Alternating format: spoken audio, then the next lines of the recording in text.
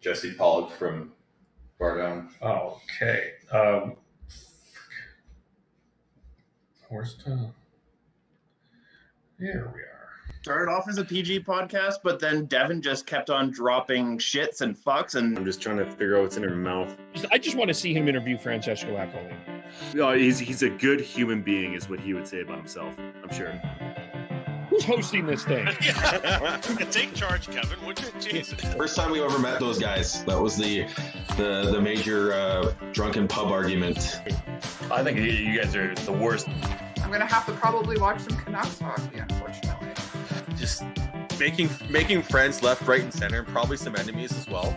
Tell him to shut up. He needs to hear that every once in a while. Off to a good start. All right. We are live. It's okay to talk when it goes live.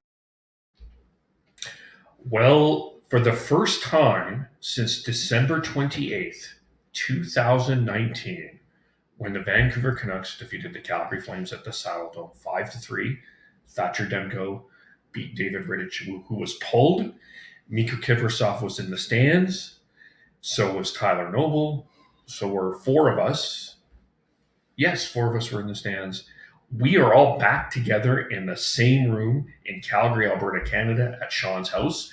Welcome to the Hockey Podcast. Of course, you can follow us on Twitter, podcast_hockey, facebook.com, the Hockey Podcast, youtube.com, the Hockey Podcast, where we are at 100 and the amount of players the Seattle Kraken can take for their expansion draft. Yes. And so, and then you can subscribe to the audio shortly after this podcast is up. But before we begin, we need to sing a song. Oh, no. Happy birthday to you. Happy birthday to you. Happy birthday, dear Tyler. Happy birthday to you. I was hoping you guys wouldn't embarrass me, but you couldn't help yourself. We got 2.5 minutes into the show, and I'm already been embarrassed. But thank you very much. Well, it's the first of many. So 27's never felt so good. 27 yeah. Plus 10. Yeah, but we are here together for the first time, as I said. Tyler, all the way down from Terrace. We had our first ever hockey podcast golf tournament, which I shot a fantastic 0. You knew better. Yeah, I knew better. Sean almost died because of my driving on the golf cart. There was no harm, no foul, but there was a couple close calls. It was close. Yeah. I mean, I know they got taken out by a few tree branches. We got up on hills. Yep. It was parking. Yeah, it was some off-road. And then the one time when you went to drop off your clubs, and then he took off without you getting in the car. that was the other thing. Or he would get out, and I would just leave without getting actually getting out. Yeah. Worst caddy ever. Yeah. And so, how did everyone feel about the golf tournament? I thought it was great. Yeah? I thought it was fantastic. Well, that's because you won. Yeah. Of course. Let me put it this way. I was the worst golfer, and I still had a great time. There you go. Absolutely. My goal was to finish second, and I did. So, with all due respect to Sean, it was nice to beat him. So, and Chris, it was great to get out with all the guys, and as Kevin pointed out to us later in the evening, it was a bit of a glimpse into our true personalities there, which we don't get together that often for things other than the show. So it was fun in that regard as well. Very, very fun social activity, but also a little competitive at the same time. Yes. Yeah, it was great. Yeah. I had a eagle putt on 18 yesterday, and I came up short. Classic me. Yeah. I was about to say you had an eagle putt. Tyler and I both had birdie putts. Chris had a par putt, which is really good for him. And yes, and we all screwed it up. Yep. Oh, we did our best Calgary Flames and Vancouver Canucks and failing in Game 7. Oh It's like it's process over results. Trust the process, just like all those times in practice. But no, a birdie or an eagle putt is not just like all those times in practice. There's a little more tension involved, as we found out. Yeah.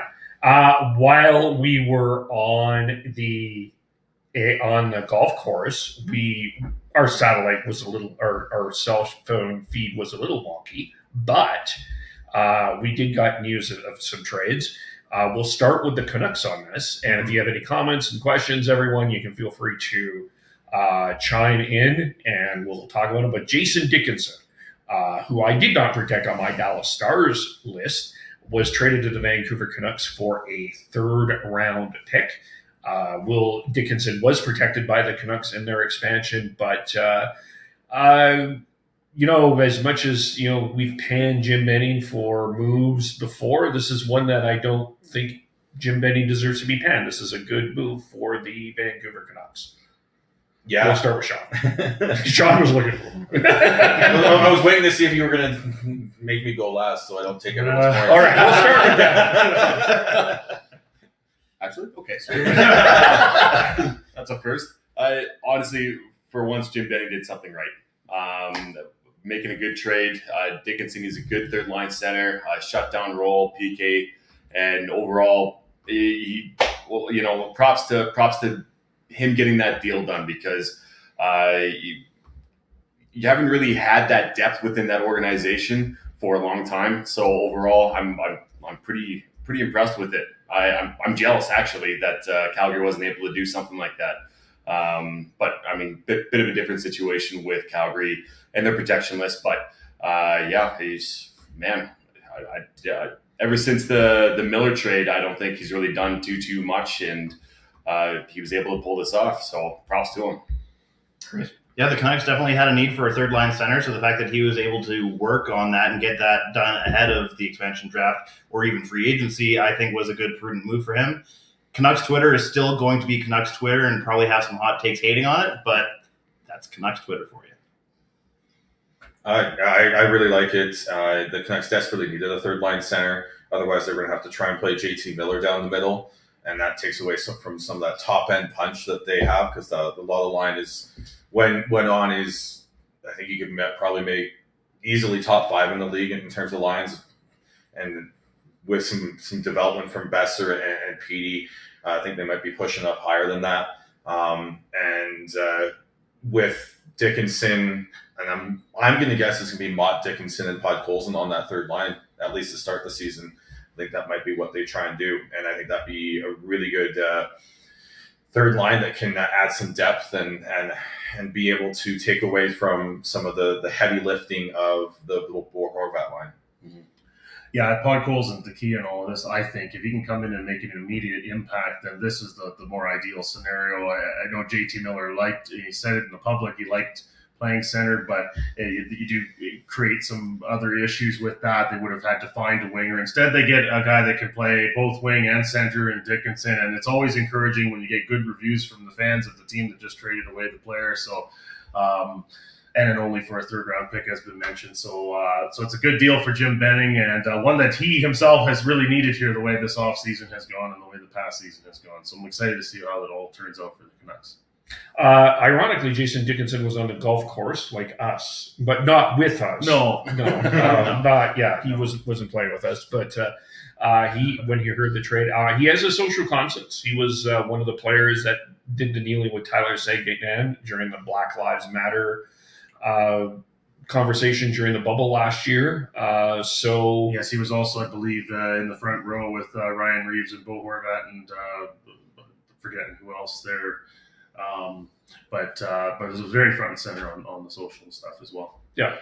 And as well, 3 of his goals last year, 7 goals last year, 2 were game winning, 1 was in overtime. So seems like a clutch performer as well. So, yeah.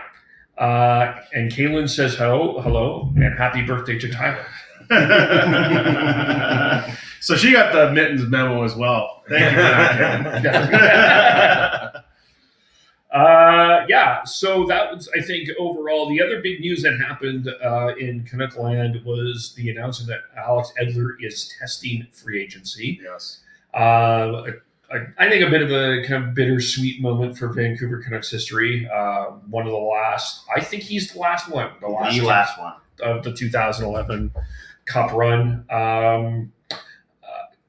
My theory is I still think it's going to take a lot to sign him, because I think he's going to ask for a lot. But there's a part of me, I wouldn't be surprised if he's back in a Canucks jersey next year. We'll go this way this time. Yeah, I think it was the time to sort of make a tough decision with Edler and say this is what we can do. And if you want to go test free agency, go for it and see what you can get. You've got Jack Rathbone coming up. You've got Quinn Hughes, who stepped up big time the last couple of years. And you need to make sure that they're getting some minutes as well. And Edler's been a warrior for this team. I think he's been unfairly overly criticized by some of the fan base, but I do think that it is time to move on and see if they can find someone who hasn't quite lost as much of his skating as Edler has.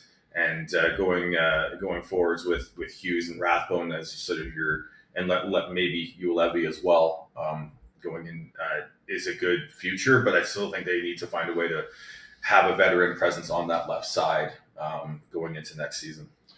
By all accounts, it's kind of Edler's choice to hit the free agent market. The agent, when appearing on with Donnie and Dolly earlier this week, was made it clear it wasn't that there was an offensive low-ball offer per se from the Canucks. But yeah, I think I feel the same way. It's time. And it's nice to see a player sort of recognize that too. I think the Sedins, when they reached the end of their contract, they recognized it was time to move aside and let the young guys come in. Even Alex Burrows agreed to waive his no trade clause when he was traded to the Senators? Yeah.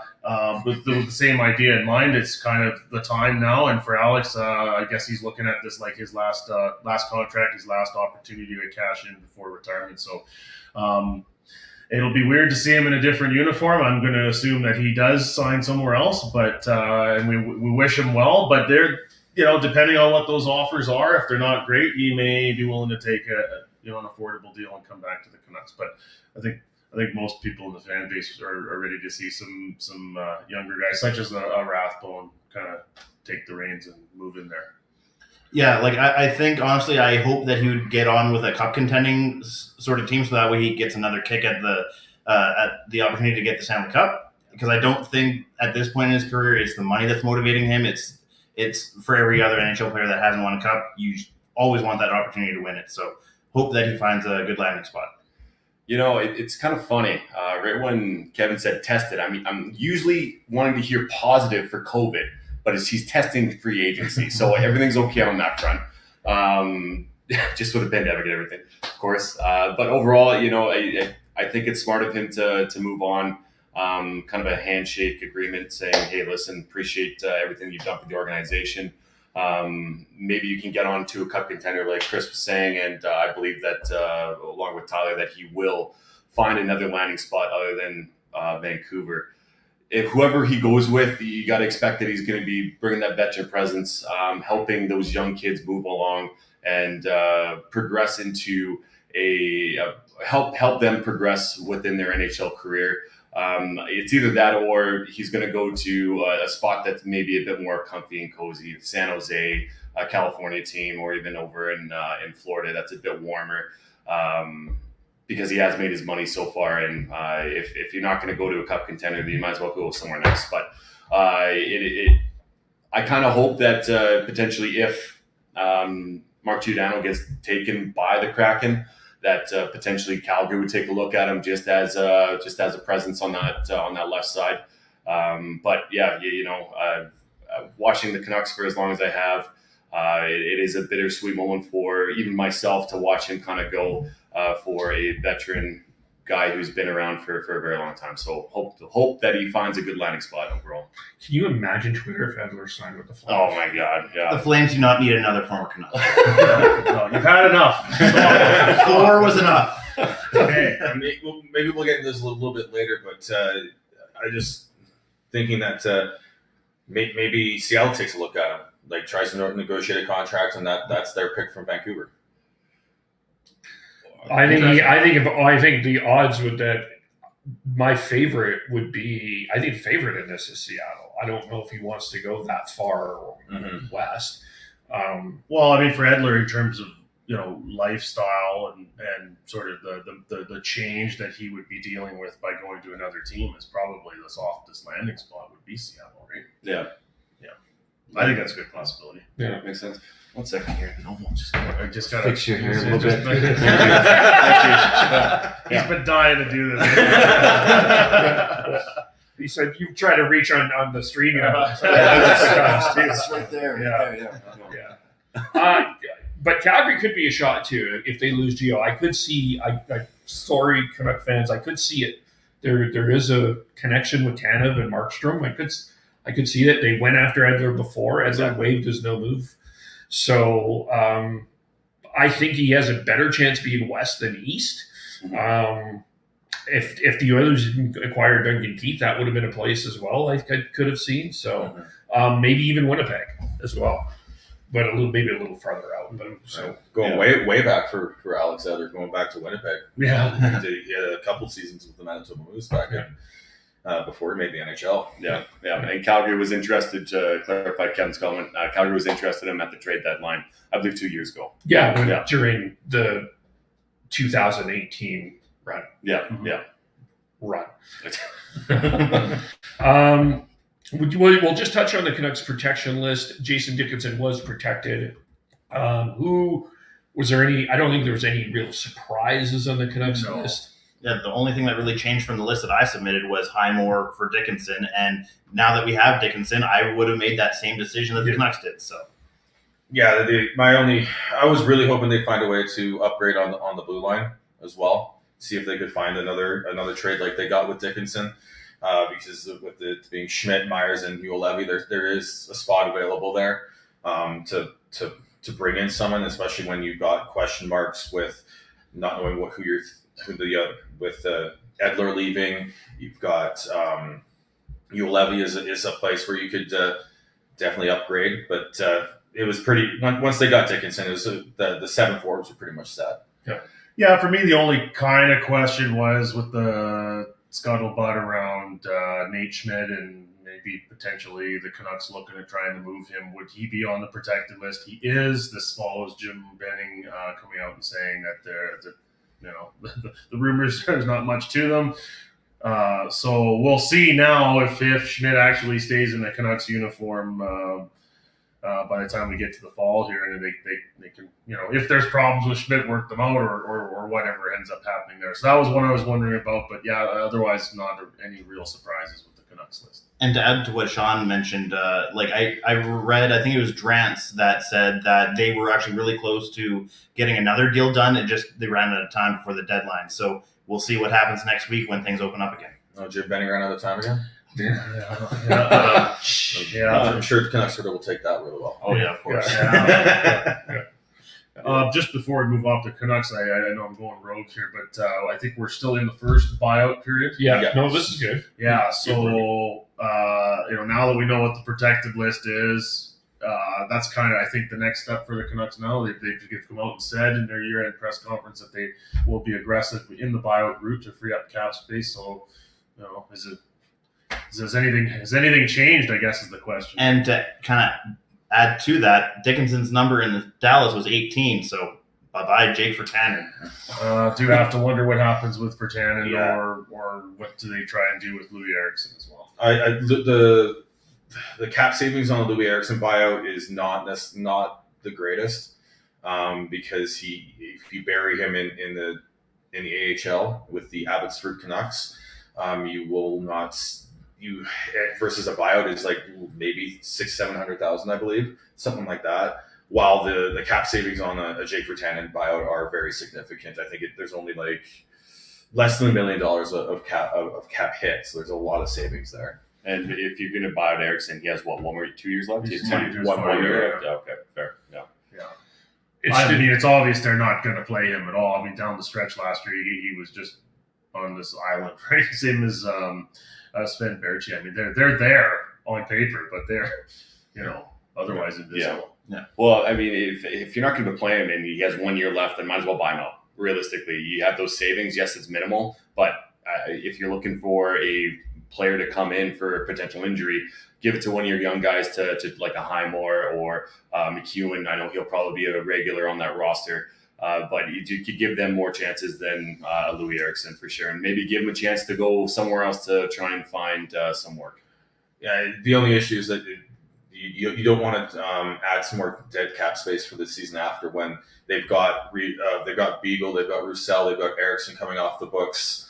They've got a lot of cap and Holtby coming off the books. They've got a lot of cap space going into not this season but next off season. So you want to keep as much of that open as possible. So biting the bullet and dealing with the extra $600,000-$700,000 of cap hit while burying Louis Eriksson down in the minors is something that I think is the right move to do. That's always the challenge with buyouts is in the short term, it sounds like a great idea. Okay, he's gone. He's out of here. There's some cap space. But then, like, look at the Suter and the Parise, which we talked about on Wednesday with those buyouts by the Wild. I mean, down the road, that's going to, that's going to make you uncomfortable, isn't it? Yeah. Well, I mean, I wasn't on the podcast, so I'm going to say my piece about them right now. It's unfortunate that they have, I think it's $6 million left on their cap for their cap hit the year after for the next 3 years after this coming year. But within saying that, they also still have $24 million, including those cap hits, still available within cap space, quote unquote, for those next 3 years too, or at least for not this year, but next year, 100%. And then I believe it's even up to 36, right around there, just going off the top of my head for the year after that. So 3 years away from right now, I guess. So it depends on what Bill Guerin really wants to do within that organization. Obviously, he wants to get younger. Got rid of Eric Stahl this past offseason. I think he's trying to make a good shakeup within that room. And obviously keeping Matt Dumba as well, while letting go of a Suter for the protection list. I think that's good asset management overall. I don't think it's as bad as people may come out to be, but it really depends on what this offseason and next offseason really comes and how he really addresses that cap room. Well, Parise isn't going to play anymore, I don't think. I think you think so? No, I think his career is close to done. I could see him do a PTO somewhere and then sign with somebody who is looking for some, top 9 depth. But yeah, I agree with you. I don't think he's because he was healthy scratch. He was healthy scratch. Yeah. So he's made a shit ton of money his career. So yeah. If you're gonna go somewhere for league minimum, just like a Perry did last year. Look at the impact that he made. I'm not saying that they're similar players, but they are, similar age within their careers, not age per se, but where they're at with their careers. So I could see him going on PTO and getting somewhere else. Yeah, we've seen that a number of times in the past with buyouts. It's a lot easier for an organization to just give an old guy a shot when he's on a league minimum contract than actually making a more real commitment. Before we go on, we did forget something here, and I think it is important. Is the people on the back end here? We did not give them any credit. We needed technical assistance. We needed technical assistance. we are feeble as so. Heidi helped us. Hello, so we say hello to Heidi, and then Hannah fed us breakfast and dinner. Yes, we had the taco party there last night. It was fantastic. We wouldn't have eaten without that. So we're well fed. Talking heads here today. Yes. A couple of quick comments. The one here I just want to point out from Jean-Guy Solier. Heimer getting taken by Seattle unless deal is made on expansion day. I honestly don't think Holtby is that attractive as a starter for Seattle. Yeah, we've kind of kicked that around internally here. I think the hope for the Canucks is that either Holtby or one of the whatever players that's left unprotected gets taken off the Canucks roster. But there are some other goalies available. Yeah, there's a lot of goalies available within free agency. So I don't think that Holtby is a valid option for them.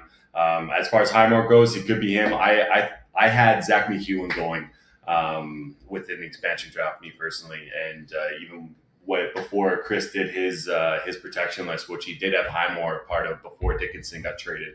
I had Zach McEwen being protected, but I see one of those two most likely being the candidate to go to Seattle. Well, the fact that Carey Price is available Yeah, for there's- selection really changes the whole discussion around goaltending. I don't know if we want to get into that thing now, but I'd say maybe later. yeah, that changes things for as far as the Canucks goaltending. There was scuttlebutt out there that Seattle was interested in Holtby, so I think there is a fit there if they want to go that route. He's got 1 year left at $4.3 million on the cap. I believe it's 5.7 actual cash though. That might scare him away. But I think there is a decent chance that the Holtby gets taken by Seattle.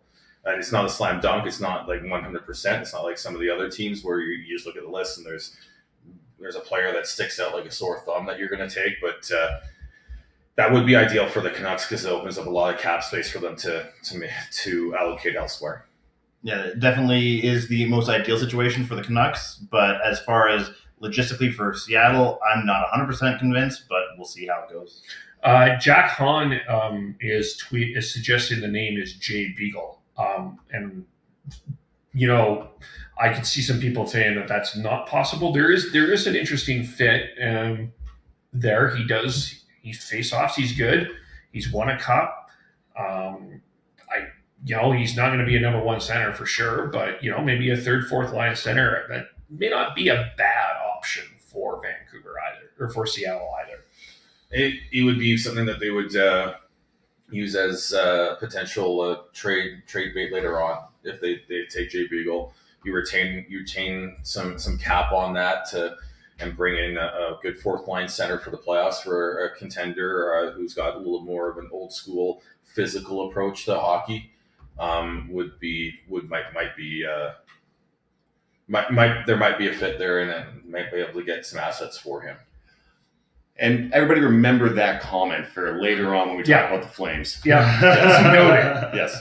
I'm just going to say this. I'm just going to say I don't see the fit for Beagle. I'm just putting out there as I understand the thought process. I don't see the fit. I think it's going to be Holtby or one of McEwen, Lind, or Highmore. Fair. I'm just going to say I think the goaltending is probably the easiest decision that the Kraken have to make. I'll save it. I'll save my take for that. But let's move on to Toronto, because Toronto did something very interesting. They acquired Jared McCann yesterday while we were on the golf course. Devin was happy. Then the Toronto Maple Leafs this morning did not protect Jared McCann. Yeah, they left exposed. So the three players that are left exposed that I believe the Seattle are interested in is Travis Dermott, Kerfoot, Alexander Kerfoot, and Jared McCann. And looking at what they gave up for Jared McCann, a 7th rounder, and a prospect that's gone back and forth between teams here. Sean was telling me that. Who was it? It's Philip Allender, who's basically doing the Kasperi Kapanen route, where he gets traded from Pittsburgh to Toronto, then gets traded from Toronto back to Pittsburgh. Yeah, and he hasn't even come to the NHL yet. He's over in Sweden. So to me, that kind of giving up that for Jared McCann, I don't think is that big of a swap, if you will. And then, whether or not they take a Kerfoot or McCann, either way, Toronto's still going to have a third-line center because they obviously have the top two centers with Matthews and Tavares. Not Taves, Tavares. Well done. Thank you. So far on your names, you're doing very well. Yes, I appreciate that. So either way, you're going to have your third-line center shutdown role. I kind of hope that if they do take a forward, that if Seattle does take a forward, it would be a Kerfoot over a McCann. I think McCann has a bit more to give. He's a year younger than Kerfoot is, and he can be put up or down your lineup. I find a lot easier than a Kerfoot would, say if the top 6 get injured. So I don't think it's that big of a swap, leaving both those available for Seattle pickup. I truly believe that within Ron Francis and the way that he has conducted himself in Carolina, if you look at Carolina's blue line, they're all defense. They're so strong in their defense within their depth. And also the assistant or the head coach, Hextall. Thank you. I was almost there. I'm so close. That close. You just gave him a compliment about his names, and then he does that. I know. He was assistant coach for Toronto last year, and now he's the head coach. He knows Travis Dermott so well, so I believe that Seattle will take Travis Dermott, 23-year-old good young defenseman who can skate and move the puck very well. But as far as Kevin's comment, I don't see a problem with exposing both Kerfoot and McCann, because either way, like I said before, you're going to have a third-line center. I mean, it's I guess the whole thing just kind of is it's a Maple Leafs move. The Kyle Dubas is not afraid to make moves and make moves that raise eyebrows. So I think there's a good chance McCann's not taken. So it'll probably work out for the Leafs in the end. Yeah, it'll be interesting to see what happens, because I think there will be fans who will.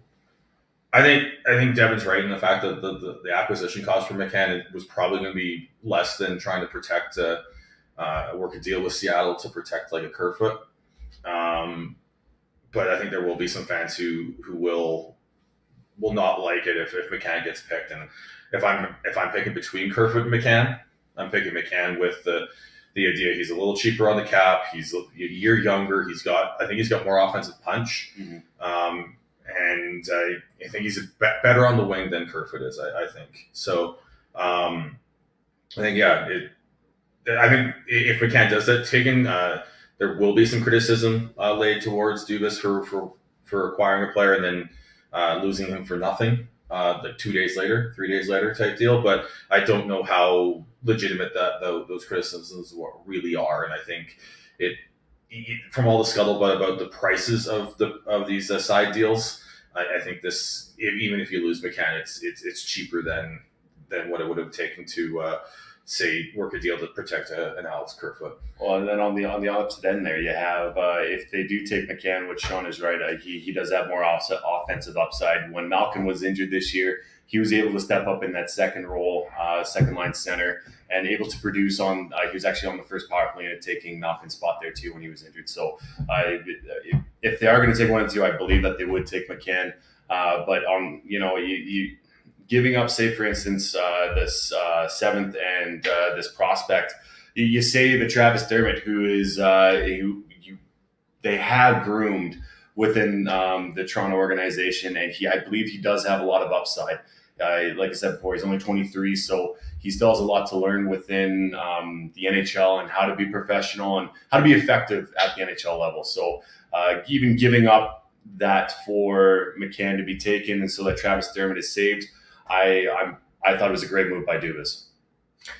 Well, I just don't know where Seattle's going to, like looking at this list, where Seattle's going to get a lot of their offense. So I'm leaning towards they probably do end up taking McCann. I mean, yes, they're going to be a defensive team, but you do have to score some goals. So I do think they end up taking McCann. And then, so you're saving, I don't think it's that drastic of an error in a lot of ways, but I think people will react because that's the way that people are. But well, the other thing is too, and it's easy to forget in this whole process, is there will be the expansion draft, and then what moves get made after that too, right? Absolutely. And McCann may be an attractive piece that Seattle can dangle out there to other teams and make some more moves. I mean, really, Canucks fan base, trading any draft pick is objectionable, it seems like, but in the Leafs fan base, I don't get the sense that there's a lot of objection to what they did there. I don't think so. I mean, like we've said, it's not only a 7th round pick, but it's like 2 drafts from now too. Yeah. So not a big deal. Yeah. The other big news on from Leaf land that actually does affect the other teams that we closely follow is Zach Hyman. The Leafs are essentially looking to trade Hyman for something for them to negotiate. According to Rick Dollywell, the Vancouver Canucks are involved. According to some other people, the Calgary Flames are heavily involved. The Edmonton Oilers are heavily involved. Yeah. I mean, Interesting. as Rick Donald said, all 30 teams are going to make a phone call about Zach Hyman. That's the first thing that you're going to do. Oh, I yeah. guess He's an attractive piece to be out there. But I guess, where is the line? Are you like, I'm not going to sign him after? What do you think? If he's 4 years around $4 million, you're going to get a very good player for that price. If you're playing any more term or any significantly more cap, I think that's when you're still going to get a good player and a very effective player for 2 to 3 years, maybe 4. But after that, I think he's got a lot of miles on his body. He's had some injuries that I don't know how healthy he truly is. But with Blake Coleman being traded to the Rangers, and it sounds like they're working towards a new deal. Was it that Coleman or Goodrow? Goodrow. You meant Goodrow. Oh, okay. Yeah. But Sorry. You take off a grinding winger who can step up into the top 6. So I think you have to. If Blake Coleman's available on the UFA market, I take him over Zach Hyman right now. But Hyman has proven a little more offensively than a Blake Coleman, so I think he will get more teams will be interested. For context, his cap hit on his deal that's expiring $2.25 million. So Sean mentioned 4. I mean, I would think that's probably the minimum he's looking at for a raise. Yeah, I'm with Tyler on that. I think there's going to be a lot of people out there looking, a lot of teams out there looking for an upgrade within their top 6. He's been playing with Matthews and Marner, or Matthews in general, for years now, ever since Matthews came into the league. So he has proven to have that offensive upside. And I mean, if you look at, I think Edmonton's a good landing spot for him if they can find the cap room, just because they are looking for that grittiness in their top 6. I mean, you do have a Zach Kassian on there, but Zach Kassian is a D level in comparison to a Hyman. He will get paid a bunch of money for a term, and it's going to be a year or 2 more than what you want, just because that's free agency. That's what you're going to be. That's what has happened in the past is those type of players who don't necessarily get you the goals. They're more of a role player. That's where they get paid, and he will get paid. And I think it's going to be a 5 by 4.5 to 5, to be completely honest with you. There's going to be teams that are going to be trying that out there for him.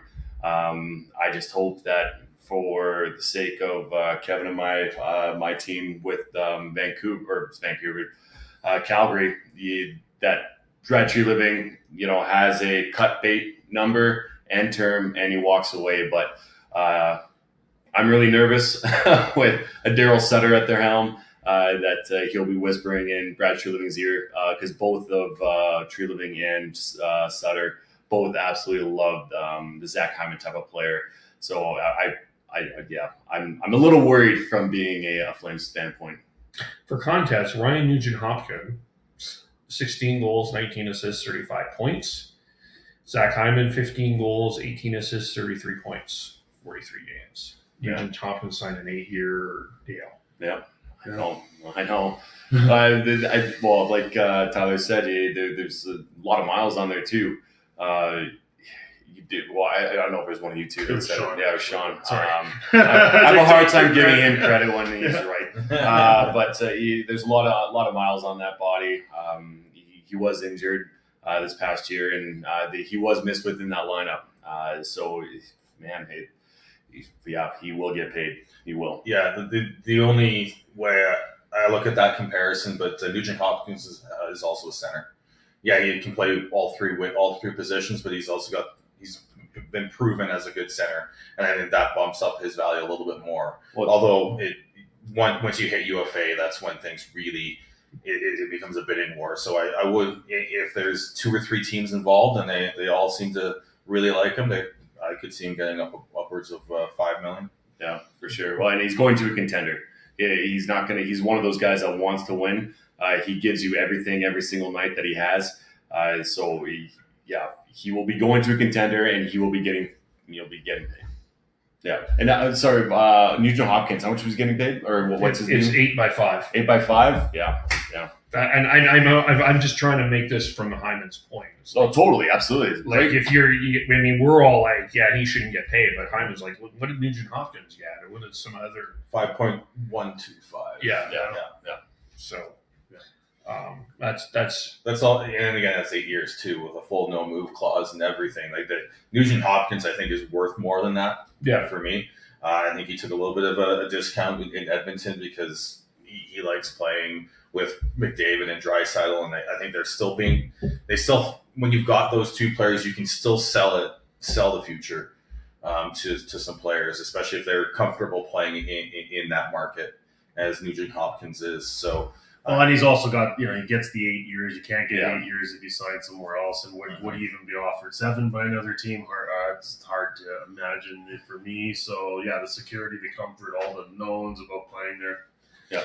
And he's an adopted Albertan in a lot of. He played his junior hockey in Red Deer. Yeah. He knows this type of area as well. Yeah. But was that kind of, I think the other concern, like if the Oilers, and I could be wrong here, but I know, like, I don't think he's in the right age graphic because I think they're looking more at the 38 and older group. So at 29, I think he might be a little young. I'm sorry, I had to. By the end of that contract, right? Yeah, he fits at 29. Like, it's just eye-popping to think he's going to be there at that point. Yeah.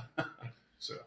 Yeah. Now let's get to the Flames. I don't think there was much surprise, unless Brad Treliving probably listened to me on what we had protected, which would not be surprised. They've protected everyone we thought: Backlund, Dubé, Goodrow, Lindholm, Majapani, Monahan, Kachuk, Anderson, Hanifin, and Markstrom. The big name is Mark Giordano. Not much of a surprise, and the cost to leave him for the Kraken to not touch him a first and a third. Not worth it for me from that perspective. But to me, we have our poll question out. I think that this is one of the no-brainers for the Kraken. I think they take Mark Giordano. I think he becomes the captain of the team, a guy that they can fit within the community. And if they need to make the move because of playoff considerations next year, they can probably get a late first for him.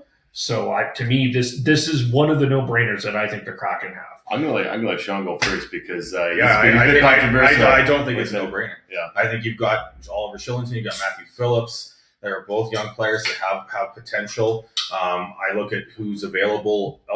Who else is available on the left side of the blue line throughout the league on protection lists? They're players who are better, younger, cheaper, and have leadership abilities as well. I look at it now. I think it's a lot more from what I saw beforehand, where I thought was going to be the protection list beforehand. I thought it was apps. I did not see it as realistic. Now I think there's a definite possibility, but I don't think it's a no-brainer. I don't think Seattle will take Giordano. It's only 1 year of contract commitment, but that's $6.75 million. There's going to be some other guys they take inevitably that are going to tie up quite a bit of cap space. But really, it comes down to what is the feeling of Ron Francis. If he's really pro-veteran players, then it makes some sense, but it's hard to really get a read on that. My gut feeling would be they're going to look younger for defensemen. But Gio is I want to be clear, and I've said this many times. I mean, Gio is just terrific as far as professionalism goes, and they won't go wrong in that department if he ends up in Seattle. But I think given that he's already 37 years old and comes at 6.75 for next season, it's a bit much. Yeah, I was actually going to say the exact same thing. To me, it's the combination of the age plus the cap hit that I just don't think it's a slam dunk like Kevin seems to think it is. So, yeah, we'll see. It's not a slam dunk. I think it's a smart move. If they do it, I can see where they're coming from. Like I said, what Sean was talking about with Jay Beagle. You talk about someone who you can flip even after they take them. Flip them, go into another contender or to a team that thinks they're close, retain half the salary, and I think that they'd be able to get a few draft picks. Granted, maybe not right after the expansion draft, but if they keep them, trade them to a contender at Christmas time, or even wait a little bit to go to the trade deadline. I don't think that's an outlandish thought process there. I don't think, though, he's going to be captain. He might be an assistant captain because of the way that if they do get him, that's the only way that I see them kind of retaining more assets within that. Because if they're not going to do that, if they're not going to try and trade him, I don't think that he will be or that he will be taken. I think that it'll be a Shillington. That would make more sense. But I truly believe that it's more than 50% chance that Ron Francis does take him. It makes so much sense to me in my head. But I do understand if he doesn't, if they do want to go with a younger defensive core. You do have, within the expansion draft, you have to have a balance between veterans and rookies and kind of journeyman players. You can't have all young guys. Look at Edmonton. That's what they had for a long time. They just had Andrew Ferentz when you had Hall come in, all these young, good players. And the room was divided, right? So you have to have good veteran presence within that locker room. Gio has that. He has the drive determination. As long as they can keep him under 20 minutes or around 20 minutes a game, I think he's so beneficial for your hockey club. He plays PK. He plays the hard minutes in the defensive zone, and he has shown that he can play on the power play. I don't think he's at a point in his career that he's able to do that with sustaining 82 game pace and have still some sort of steam for the playoffs. So that is the only way that I can see Gio getting taken, is if he gets flipped, if they keep him under or around 20 minutes. And he's going to, like Kevin said, he's great in the locker room. He's been up for the King Clancy Award. And I think he won it 2 years ago, did he not? Yeah, I think that he won the Marc Messier Leadership Award. That's it. There you go. Worst Yes. award in NHL. Well, yeah, would come for you. But it just makes too much sense for me for them to not go that route, because someone will pay at least a second round for Giordano at the right time, which is usually at the trade deadline, which would be next year for Seattle. Can I just put this out there? We've talked about the issues with the Calgary locker room. Does that make you question Giordano's leadership? I questioned it last year. I really did. There's too many people, though, that come out and say that he is a complete professional and that he is a great leader. Man, I'm completely split on it, honestly. That's a great question. I really don't know one side or the other. I can't take a table. I'm sorry. I guess the question on that would be him being a veteran. Is he not able to connect as much now with the younger star players? That's I think a challenge for any veteran player now, is that younger professional athletes carry themselves a lot differently than the traditional way. And as a captain, you gotta try and find a way to adapt to that and still get everybody buying into what you're preaching, right? And maybe that's what he's having some difficulty with. Well, and especially with the way that he has come up. He was undrafted back in the day when it was still a nitty-gritty style of hockey. So he still has that old school mentality. That I'm presuming that, and obviously he kind of portrays that on the ice, and that's all I hear from anybody who's close to him and within the dressing room or within the team. And so, to Tyler's point, it would be hard to adapt within the new age superstars of the league of Johnny Gaudreau, Sean Monahan, Leon Draisaitl, McDavid kind of figures that really aren't about so much about the team aspect of it, and are more so potentially about themselves and worried about their longevity and not, running through walls because their coach said so. And that's where Gio kind of came up. And now these young players are asking questions and more questions about, why am I doing this? What is the process behind it? And having more of a knowledge towards the strategies and the hockey sense of the game. So I think that's a great point. Just I know we're kind of tangenting here. And Heidi's TV score. It's probably 3 by now. Tangent off a tangent now. Just in regard, you mentioned the possibility of Gio becoming the Kraken captain. I would think they're going to go at least a season without one.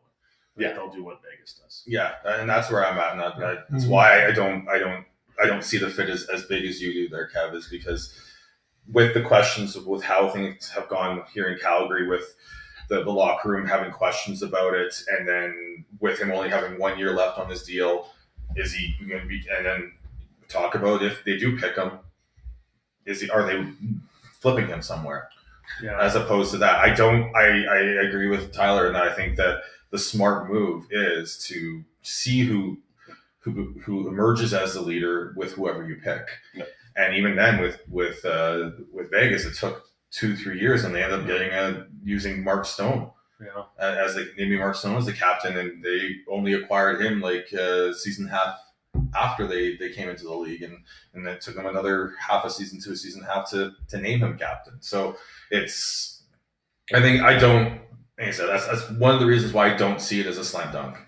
I think, to me, in terms of the locker room, to me, what I'm going to go by what Daryl Sutter says, is there's been a lot of entitlement, and I don't know if that's necessarily only on Giordano. I think that maybe that's, you go back, we've talked about the stick flip or the puck flip incident with Muzzin and Kachuk and what happened after that players only meeting. I wonder if maybe the other side of it, maybe what Tyler is saying is right, is it maybe Gio isn't relating to the young players, but maybe also that sense of entitlement is part of the problem. I think Sutter said that about Valimaki, which I think the Flames were really high on. And I think maybe when Daryl Sutter came in, I think he felt maybe the Flames were a little too high on. Dylan Dubé was a bit of the same situation. Maybe even a little bit of that may have been the issue with Sam Bennett as well. So I think that if I'm the Kraken, bringing Gio in, I think he's still got an influence there. And especially when you've got a cast of misfits and nobodies and players that you don't want, there will be a motivation there, at least for players to at least listen to a guy like Giordano. It may end up being a better fit that he's in Seattle whether he's captain or not. I mean, I would do it, but based on what we've been discussing here, if they decide to lean towards drafting a fairly veteran squad, then it would make sense. But I don't know. I mean, if they want to set themselves up for, success, not just the first year, but for many years out the gate, I don't know how veteran they really want to be. Well, and that's the thing that we were talking about this as well. The Kraken have an advantage that the Vegas Golden Knights did not, in terms of they have two potential franchise centers in the first pick of this draft in Shane Wright and Connor Bedard, and two really strong drafts in 22-23 that you can get a really good player that you can build a franchise around. So, I'm not suggesting that the Kraken tank, but, they did admit to having a long-term approach. Yep. And you wonder if they still stick with that, even with some of these veterans out there. It could be interesting. I just don't see them taking Oliver. I'm sorry, I don't see the Kraken taking Oliver Shillington in terms of, with the defense out there. I just don't see where Shillington is a fit in Seattle. They don't need to take Derek Ryan because he's a UFA that will I think he's going to end up in Seattle anyway. So that won't be. Well, then if they don't take Gio, then who do you think they'll take if you don't think it's going to be Shillington or Ryan? I think the next one will probably be a Matthew Phillips, but again, that's a risk. That's a prospect. For sure. And I guess another reason why is because there's so many good defensive prospects out there that are unprotected, like a Jake Bean, Hayden Fleury, like we talked about before, Travis Dermott as well. And you already have all those young prospects that, well, not prospects, they're NHL players that could play within your system and help you grow long term. And then you get those veteran guys in there, one or two defensemen that can play up and down your lineup, if you will, and help support those young players. But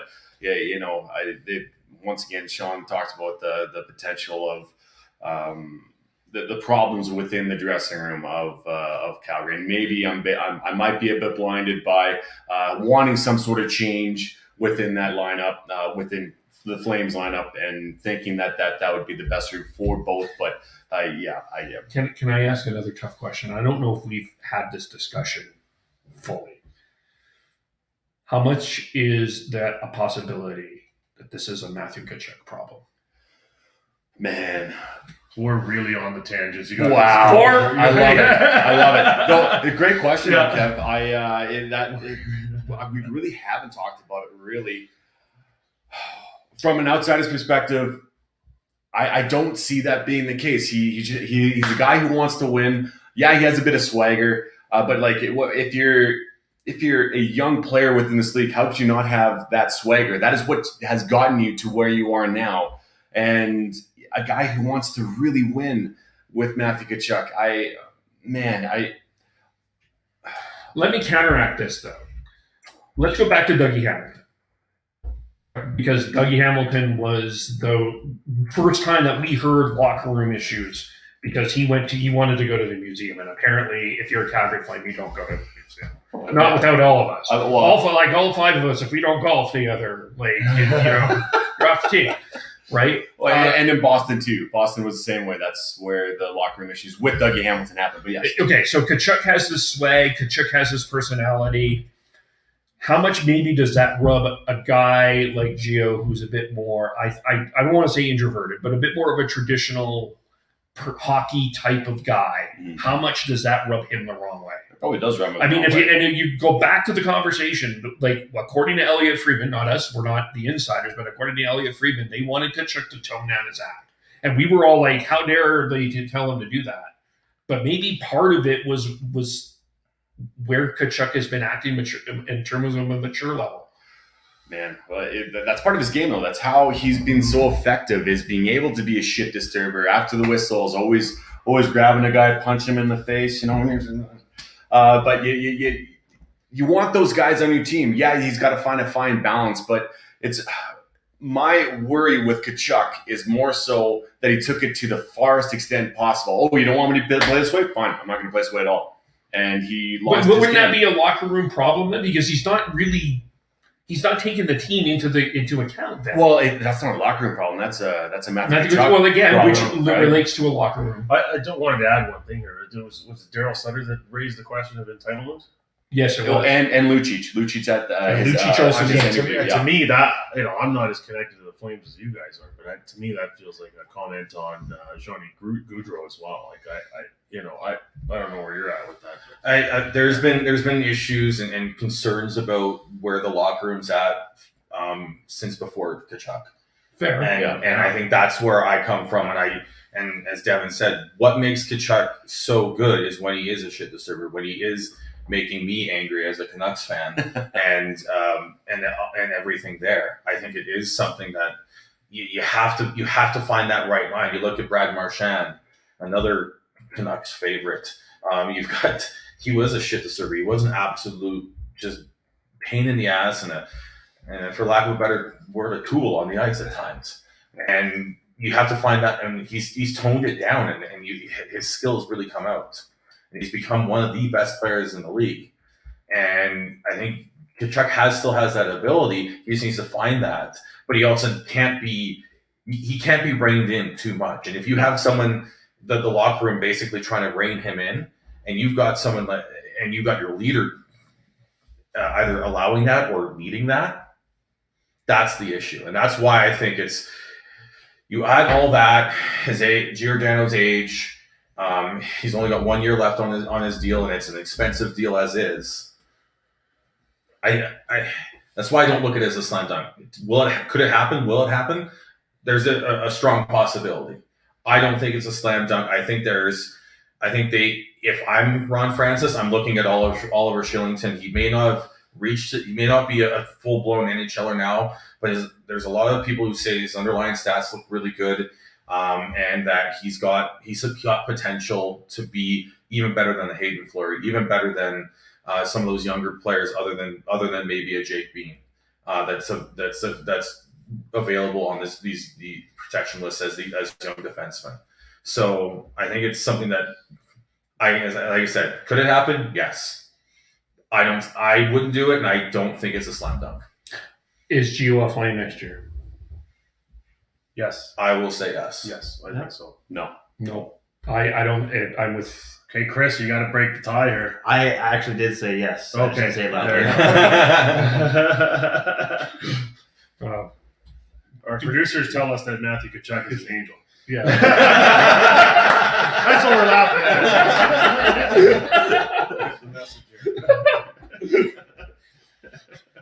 I'm not. I wouldn't trade Tkachuk. Don't get me wrong. I think Tkachuk is. I agree with you, but I'm just bringing in that perspective. No, it's a worthwhile question to ask. Well, and before this season, we were talking about the next captain after Gio's gone because he only had 2 years left before this. And if my problem is that, okay, are we as high on him as a leader now? After this is all assumptions, obviously. We don't know what happened. If he did pout and be like, "Oh, no, I'm not going to do this because you guys are telling me not to because this is what brought me here, but you guys don't want me to, fine, I'm not going to." That's an issue as far as leadership goes. I don't see them trading Tkachuk, especially after the year that he had this year. It wasn't that great. Once they had Lindholm, Tkachuk, and Gaudreau on the line together. And granted, yes, it was after the playoff push, after they were out. They played so well together. And I caution fans and I guess, Brad, if you're listening, I know you are. Yeah. Hey, Brad. You got to be careful about what happens after you're out of the playoffs. Look at the Joe Colburn incident back, that was 2017, maybe 18, maybe even 16. God, I don't even know. Where he had 18 goals on the year, and I believe 6 or 7 of them came after they were out of the playoffs, and that's where the same year Rito Berra got traded, and the same year that Joe Colburn signed with Colorado. And where is he now? He's out of the league. So. And I'm not saying obviously that they're the same, but once the pressure's off, like Tyler was alluding to, sticking some birdie and ego putts. If the pressure's not on, fine, you can make those. You make those 5 or 4 footers, but once the pressure's on, it's a different animal, and those are the players that you want to be on your team. Yeah. And then remember, Mark Jankowski had 5 goals against the Vegas. So that's right. Ended up having a 10-goal year, and everyone was 10 goals for a first rounder, man. Yeah. Early production. Yeah. Christy Collier says, "Happy birthday, Tyler." Oh. Yeah. Thank you very much, Christy. Do you know her? Yes, I do. Okay.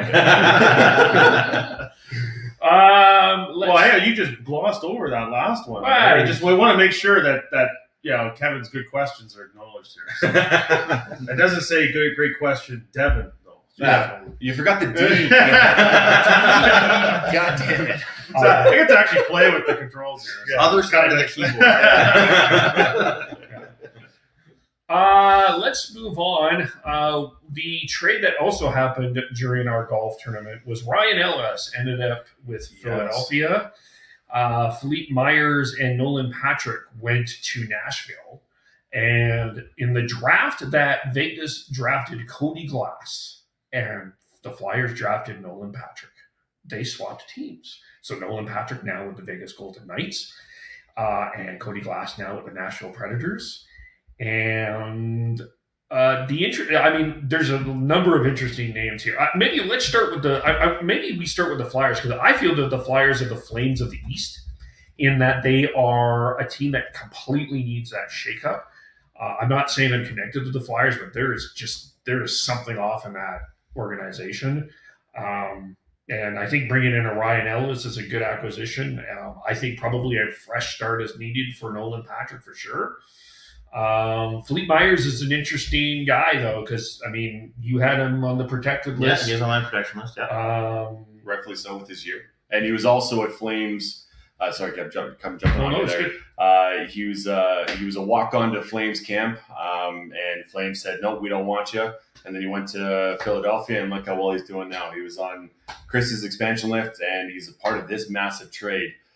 So obviously he's blossomed into a good middle pairing defenseman. So I'm very interested to see how each one of these players is able to thrive within their new surroundings.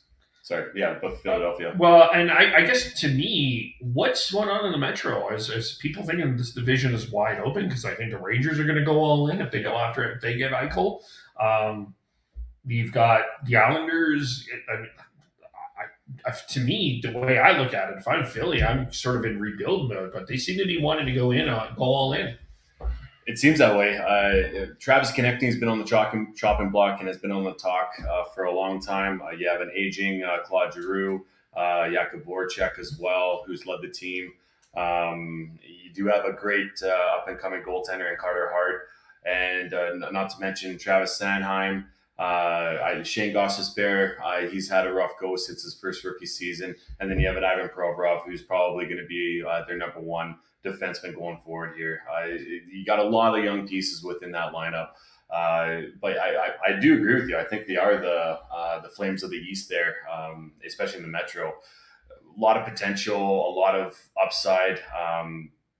They just haven't been able to put it all together as of yet.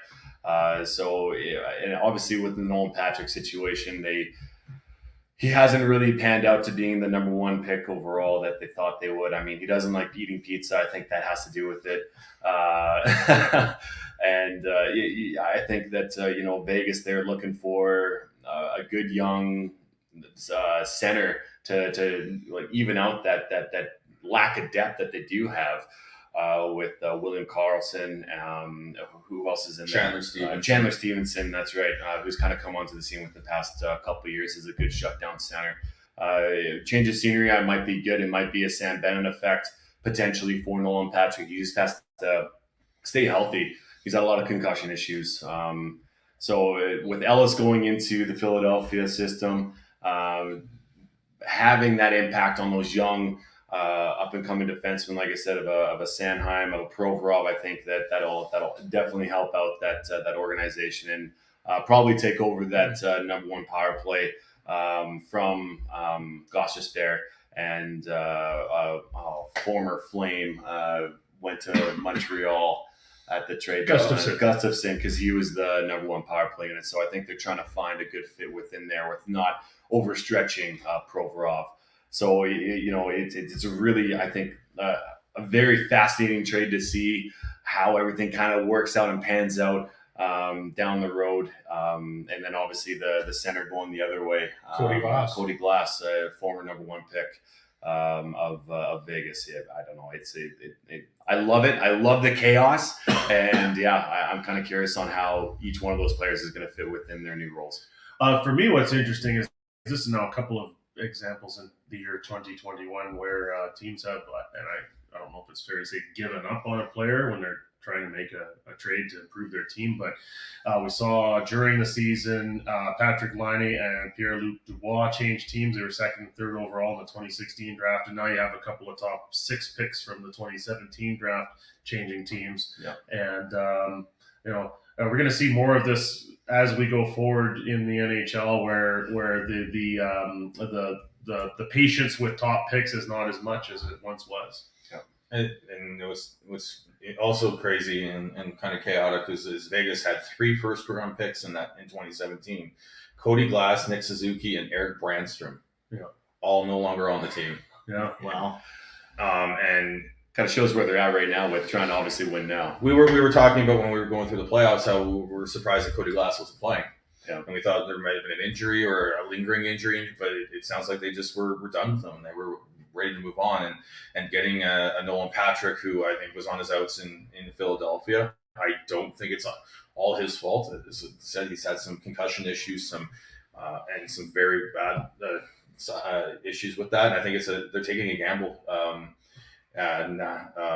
Vegas is taking a gamble to see if they can pull that out. They've got Peyton Krebs waiting in the wings as well. Yeah. But they desperately need to find some way to deepen their center depth.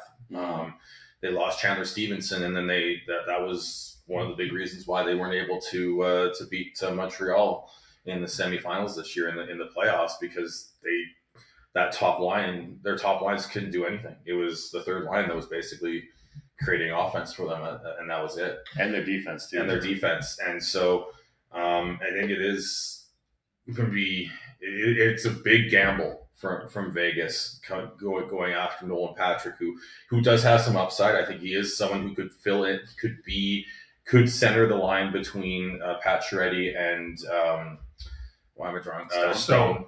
Yeah, you could have that, and you still have the misfit line, and then you move Stevenson down to that third line. You can have absolutely that top 9 could be really good, because you're going to have Stevenson with Alex Tuck on that third line, and that just brings a lot of depth and ability to score on all 3 lines. So if it works out, they're going to look really, really smart, but it's very risky. Mm-hmm. Meanwhile, I think Nashville's another team that's stale. Yeah, we talk about Philadelphia being at similar to the Flames. I see Nashville in a very similar light, because you have Duchesne and Johansson, who never really worked out. So now they've got someone younger and Cody Glass to try and see if they can grow from there. They've got Luke Kunin, who's been able to step in and starting to look like a top 6 player. They finally got their Russian guy. I'm drawing a blank on his name, unfortunately. Not Askarov. No, not That's a goalie. Akaprov, the unnamed bed. Here, just let me quickly look it up here. It was Eli Tolvanen. He's finally stepped in. He came over a couple seasons ago from Russia. Took a little bit longer to develop than I think was expected, but he's starting to look like a top 6 player as well. So they've got some younger players that they need to build around and do that and help foster. Mm-hmm. And I think bringing in and having someone else, a center, to grow with them, I think is smart. Yep. And then they were able to replace Ryan Ellis with someone a little more defensive. Ryan Ellis is as good as he is. Yeah, he could take over the number 1 power play unit, or they go 2 defensemen on the number 1 power play unit with him and Provorov in Philadelphia. But I think there needed to be a shakeup in Nashville as well. Yep. And I think both Nashville and Philadelphia are getting a shakeup. Hopefully, this wakes up someone like a Travis Konechny, because he's got top end talent that can really help an aging core in Philadelphia. That's the issue. They've got some good young players in Joel Farabee and Konechny, and Couturier's getting up there, but so is Hayes, Voracek, Giroux, Van Riemsdyk. Yep. They've got a big separation in terms of that. And I think that might be an issue that they're hoping to go. I think they're going to go. Yeah, they're going to go in all in and see what they can for this 1 year, and then I think if it doesn't work out, the next year, I think you see big moves from Chuck Fletcher in Philadelphia. Speaking of Nashville, just so everybody's clear, that when it came to developing your protection list, the teams had the choice of going with 7 forwards and 3 defense, or 8 skaters. And in a lot of cases, most cases, the 8 skater route was chosen so a team could protect 4 defensemen. Well, Nashville protected 5. So there's going to be some decent forwards available for the picking off the Predators. And we were talking about this before we came on the air. Sure, it seems like it's a convenient excuse to make some changes with a roster that is stale, as has been pointed out here, and maybe not take as much flack for it in the process from your fans. Well, the other thing is that 2017 draft, of the first 15 picks, 6 have been traded already. Yeah, because Patrick and for Glass, you had Elias Anderson that was traded to the Kings. You've had Nick Suzuki that was traded to Montreal, and Eric Branson that was traded to Ottawa. Yeah. Mm-hmm. Yep. So that's mind you, with Vegas, I mean, it's hard to kind of criticize their approach with the wheeling and dealing of young players when they were again now for the second year in a row in the 3rd round of the playoffs and one Stanley Cup final appearance, and then the one time they were out in the first round, that was Game 7 in overtime. Who knows if they got through on that one? Yeah, totally. And one more thing about Philadelphia is former Canucks coach Vigneault. It depends on what he wants to do within this roster too. It seems like Konechny, with being a younger he's a journeyman player within this league. He's in mid-20s. How he wants to really put him into the lineup and make sure that he's going to be thriving. Because if he's not, then you got to think that they'll be wanting to trade a player like that for somebody. And there has been talks that Calgary has been in on him because he is kind of a Brad Treliving and especially now Daryl Sutter type of player. So I wouldn't be surprised if they hook up with the trade, not just with them, but with Konechny, and obviously Gaudreau is from that region right over there on the Eastern Seaboard. It could be a potential trade option for both teams to have new players come in and do a bit of a shakeup. I would hate it because I think that's a fantastic fit for Calgary. Yeah, right shot, right winger who can fill in that imbalance in the top 6 that the Flames have, and I think that's one of the reasons they've struggled this past season. So I think that'd be a great fit for Calgary. And a little off the ice, but I don't think Bo Horvat would be appreciating his cousin being in Calgary. I have no idea. No. Yeah, you talking about Konechny Yeah. Yes, they are related. That's amazing. Yeah. So there'd be not only former teammates but also relatives now. Yeah. Yeah. Also, digging into that draft a little bit more. Yokiharu, 29th, was traded. Josh Norris was also traded. And Yokiharu is actually protected by Buffalo as well in the expansion draft. Mm-hmm. So 27 of the 31st round picks have been traded from 2007. It's a great draft. That's a great draft. That's It's the PD draft, the McCarr draft, Heiskanen. Yes. And Heiskanen got paid yesterday, so massive contract too. Yeah.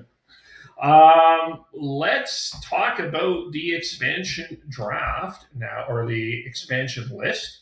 As Hot Take Hockey says, hello legends. Hello legend. That's pretty big. That's high praise. Thanks, John. Thanks, John. There were some pretty interesting names left off. The Blues left off. I don't think it was much a surprise to me that they left off Tarasenko. We'll have a debate about this. I'll start. I don't think that Seattle touches Tarasenko. I wouldn't touch him with a 10-foot pole, but I think it's something that they look at. I think there's the thing with St. Louis is there's other players that could be very useful for a team that's looking to be a team of misfits and everything. They've got Zach Sanford, Sammy Blais available. I think are good fits, but I wouldn't count out going after Tarasenko. If it all comes down to how healthy do you think he is? And how well this new surgery goes, because apparently the first two were under team doctors, and those were the two surgeries that didn't go very well. Mm-hmm. So we'll see how this next one goes. Because that is the big thing with Tarasenko. If you think he's healthy, you're still, and he may not be the 40 goal scorer that he has been in the past, but if he's still a 25, 30 goal scorer, you need, as you said, you need to. You can be as defensive. They're going to be trying to be good defensively, but you got to score. And I think that's something that they definitely should be looking at. Yeah, Sean's two names there. You had Sanford and Sammy Blais on there. Sanford, he was up and down the lineup. He's a guy that you can plug in pretty much anywhere, especially how young he is. I believe he's 25, if not been in his mid-20s. He has been able to thrive within that organization, and obviously they've trusted him within that organization to be up and down the lineup, especially at his age. Sammy Blais, he's a bottom six player. Can be on your second line, but probably don't. He doesn't have that offensive upside. But talk about a heart and solar that can get into the corners, be physical, and when they made their cup run, he was a massive part of that. So obviously a cup winner within that. But I think you take the gamble on Tarasenko. He like Sean said, even if he gets 20 to 25 goals. He's still a goal scorer for you. He'll be on your top line, and obviously there's some sort of miscommunication within that organization with Tarasenko, and like Chris was saying, they these new age type of surgeries or procedures, they've been questioned by organizations and the NHL. Crosby, he's had concussion issues, and he was trying new things within trying to get over the concussions. Tarasenko was another one, and Eichel is a one that is very prominent right now. He's wanting to do this specific procedure over what the doctors have been saying. It is new age. It is brand new stuff. So I feel like down the road, this will be not as big of an issue, and it won't cause as much of a rift between the organization and players. But obviously, it has happened in St. Louis, and like I said, you got to take a gamble on him. Whether or not, you might get a Zach Sanford, and you might get a Sammy Blais, but God, or even a Vince Dunn. Vince Dunn's unprotected too. Yeah, you haven't mentioned Jaden Schwartz is the left. Robert Bertuzzo, UFA, but if they can find a way to get a contract with him, that would be a good pickup for him as well. Totally. Another player who went a little new age with their recovery, and can't believe you forgot him, was McDavid. Don't you remember all the Sportsnet specials on McDavid's recovery? Awesome. Yeah, who cares?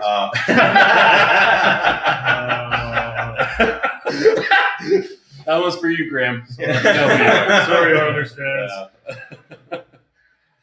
But I'm with Devin. I think you have to seriously take a look at taking that gamble. He's $7.5 million for 2 years, so you got him for a couple of years to see what you got, and even if it doesn't quite work out, or the first year isn't great, I still think you can find a way to get value for him in a trade. Not to mention, you talk about the misfits and why Vegas was so good off the start is because those guys had a motivation to show the world essentially that they shouldn't have been exposed within that expansion draft, and that they do care, and that they work hard.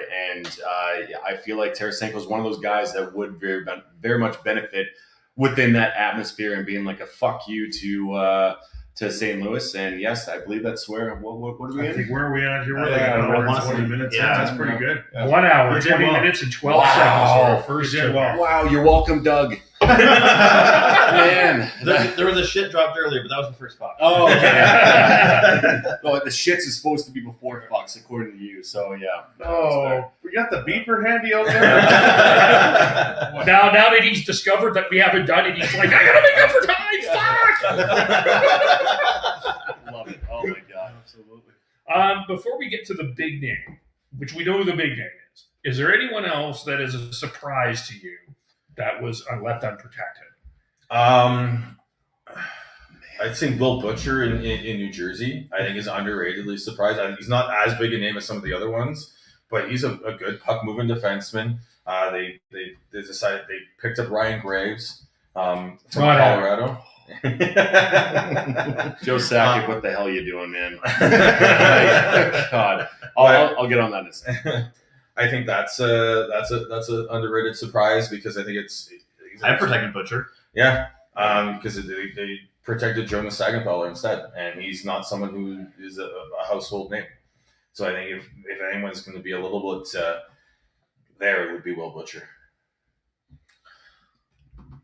I mean, so I'm going to piggyback off of since Sean just brought up Graves. I haven't had a chance to really lay into Sakic, but I don't understand what you're really getting at here. You have Cale Makar there. You have Devon Taves, who you've really obviously you gave up a lot for him from the Islanders to sign him as an RFA.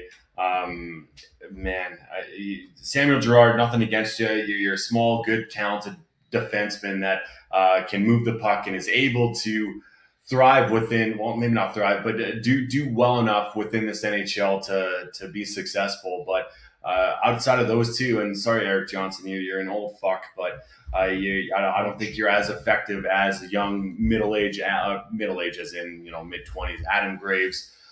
Graves? He did it! He did it!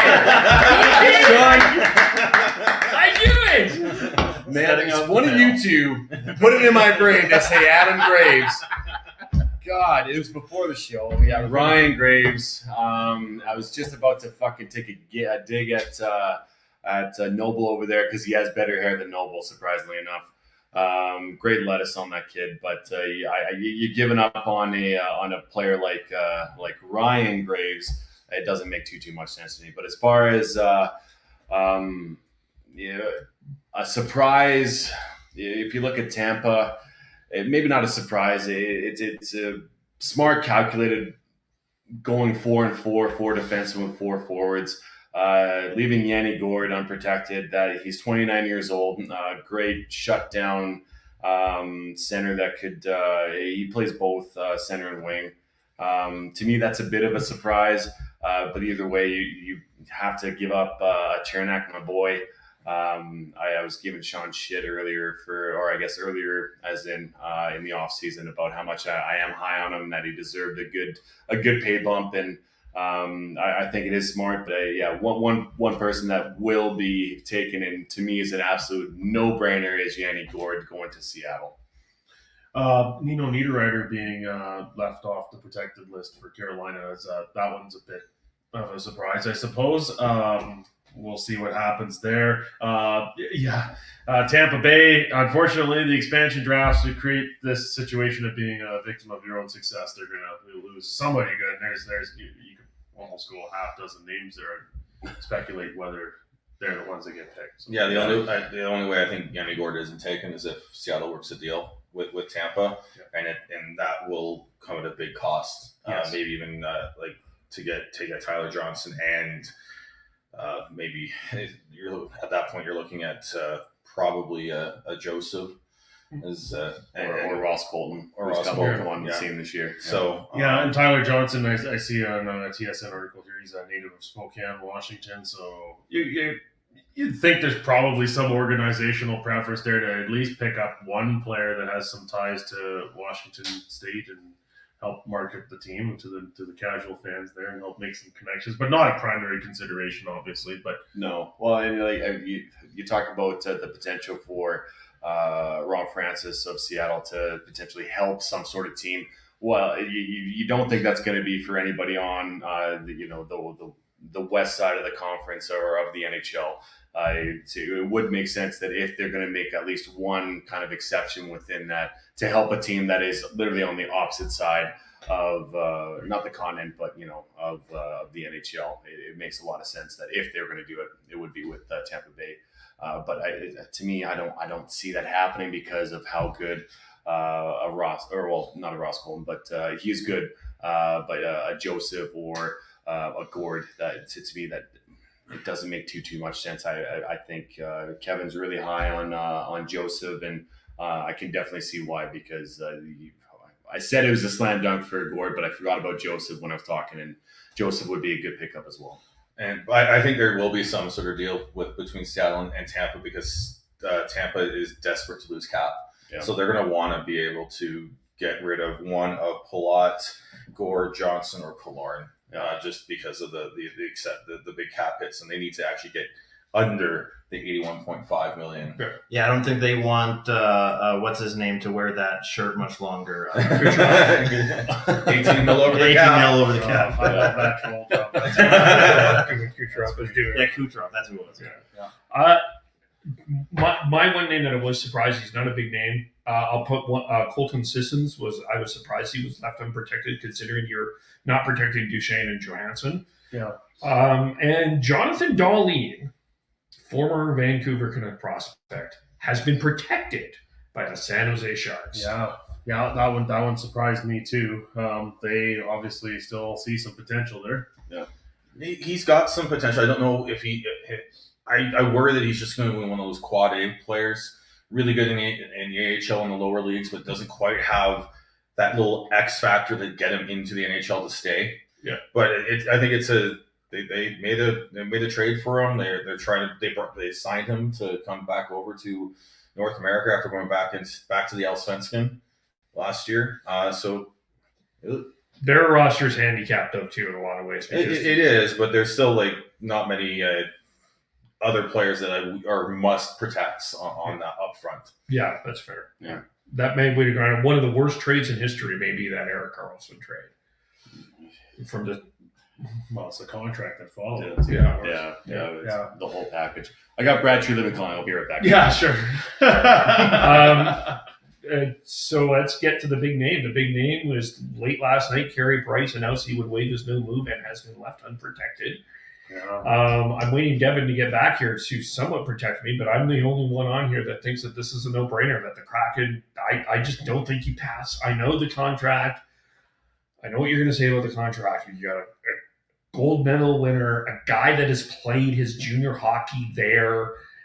He's grown up there. He's from that area. His wife is also from Washington State. So he's a franchise-altering goaltender. He's one of the best to ever do this. It is so hard for me to pass up on a Carey Price, and you all explain the contract part of this, and I get it, but I would do it. I would take the chance, and I would take Carey Price as my goaltender. I mean, he's got face of the franchise potential. I'll let Sean go first on this one, I think. I said it's the contract for me. Everything you said is correct. Franchise goaltender, but $10.5 million on the cap for another 5 years. How long is he going to be even close to worth that? How long? And even if you can find a way to trade him, you're gonna have to retain a lot of salary to make that work. And then again, that's a lot of dead cap space you're working with. If they're looking long term, that's not the fit. If they're looking short term, trying to make a big splash to try and win in the next for a couple years, I can see them taking the gamble. But everything we've heard is that they're taking a little bit more of a slower approach here. They're not going to be looking to make the Cup final in the first 3 years. They're going to try and be a little more calculated long term and try and do it that way. So if that's the case, unfortunately, I don't think that's I see the fit for Carey Price there, even just because of you got 5 years left at $10.5 million. Like that is just so hard to stomach in a salary cap age, and you don't know when he's gonna fall off, or he's had a couple bad years before this. That's the other thing, is there's definitely some recency bias on how good he played in these playoffs. But was it 2 years ago? People were writing him off, saying his career was done, and the final 7 years of that contract were going to be horrible. So I just think you have to look at it's a gigantic swing of the bat, going for a grand slam, but there's a big strikeout potential in that in doing so, and I think it's something I wouldn't be taking, and I don't think Seattle takes that. And I also don't think that Montreal has really given up on Carey Price either. I think this is a very calculated gamble for them. They think that it's going to be too big of a bite for Seattle to take off, to try and manage that for 10.5 at 5 years. So I ultimately think that Montreal is calling Seattle's bluff and being like, no, you're not going to take him. I see where Kevin's coming from, and I know I'm the guy that can't pick a fucking table, but I do see both sides. I do see why Seattle would be tempted to take him, but I also see why he stays in Montreal. This one for me, like if I had to put odds on whether that's going to happen or not, it really is a flip a coin situation. There's great arguments for and against doing that. I think for Montreal, it's really not a big lose type of situation for them at all. I mean, if Price gets claimed, that's $10.5 million of cap space available. They still have an NHL quality goalie, although not nearly as good, in Jake Allen. And then they can kind of go from there and maybe retool their lineup. Let's be realistic. Do we see the Habs with this lineup, or most of this lineup, taking another run to the final anytime soon? I don't see it. I don't think Marc Bergevin sees it. He's a general manager that's very active and probably wasn't going to be shy under normal circumstances to make a lot of changes. And this just makes it easier for him if Seattle takes on that contract. I have a question, though, but I'll let for Devin. I got to disagree with you. I think Bergevin, he's blinded by what's happened now, and the moves that he made in the offseason, getting a Josh Anderson and getting a Corey Perry, because he knew that if he got in, that they could potentially do something with it. So I believe that he is blinded within what's happened within the past year and a half, especially with getting into the bubble and surprising Pittsburgh. That was a big move too. So, but as far as Price goes, I'm part of Team Chaos. I want him to take him. I want Seattle to claim Carey Price. From what I've heard is that if they do, they would want to retain 20% of the salary for Montreal, and then 80% towards Seattle. I believe it was Jeff Merrick who was talking about it. It was a credible source, and trust me, I'm a credible source. So you gotta take that into account as well, especially with the goalies that are unprotected, like a Vanacek from Washington, Kakkonen from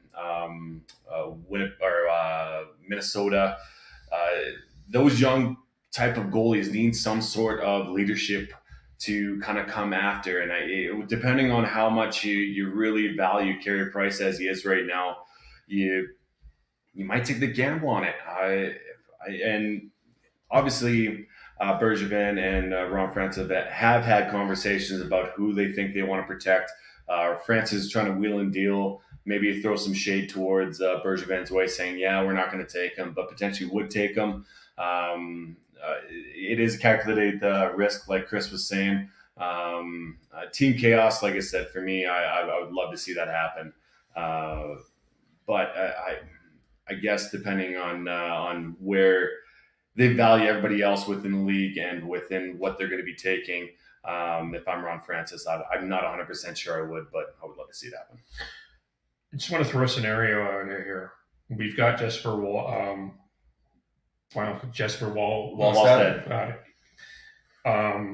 Could Montreal make a move to get into that position to take him? He is the wild card of this draft. I have him going to Columbus at this point, but Seattle has a top 5. I'm not saying you trade Carey Price and you're going to ask for the first pick. I'm not saying that that's going to happen, but I wonder if Montreal takes a consideration. From another gamble from Montreal's situation is you got a guy that's off an incredible cup run that people are there is a temptation to look at him maybe a little higher than they should. I just want to clarify for people the price waiving is no movement clause was only for the expansion draft. If he goes to Seattle, he will not be waiving his no movement. I wouldn't imagine. I think that's the only place that the family is comfortable going. So Seattle's locked in with Price if they take him.